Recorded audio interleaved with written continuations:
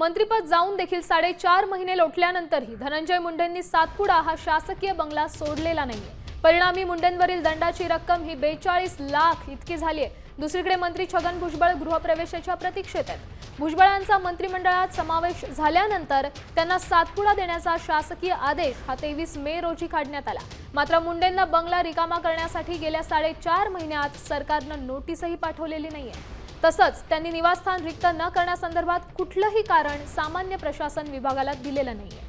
बंगल्याचं वाटप सामान्य प्रशासन विभाग करतं आणि सार्वजनिक बांधकाम विभाग त्याच्यावर ताबा ठेवतो। मुंडे यांच्या बंगल्याप्रकरणी दोन्ही विभाग एकमेकांकडे बोट दाखवतात।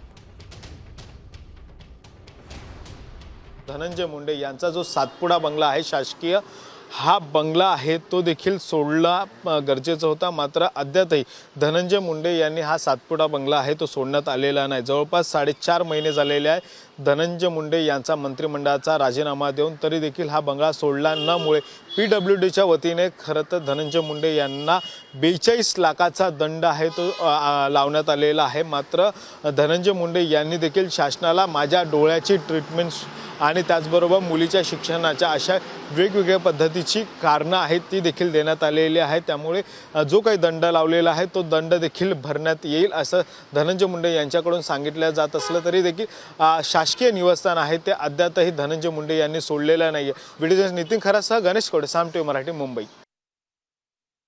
यानंतर या प्रकरणी छगन भुजबळ यांनी आपली प्रतिक्रिया दिली आहे, ते काय म्हणालेत पाहूयात। अर्थातच तुम्ही तिथे, त्याचा अर्थ असं की तुम्ही तिथे राहायला जावं।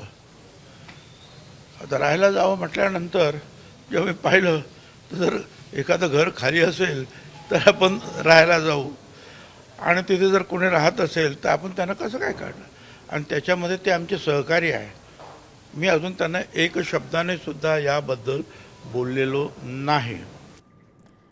आता isakal.com आहे देशातील नंबर 1 ची मराठी न्यूज वेबसाईट।